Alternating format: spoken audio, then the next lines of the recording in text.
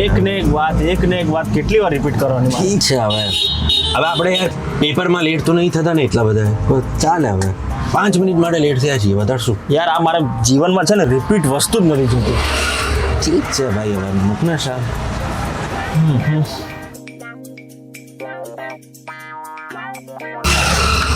Payment કઈ રીતે કરશો? યુપીઆઈ.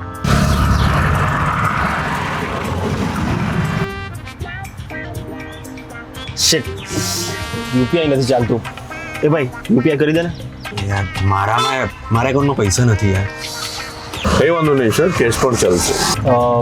કેશ તો મારી પાસે નથી ભાઈ, તો કેશ આપી દે ને. યાર કેશ પણ ભૂલી ગયો છું હવે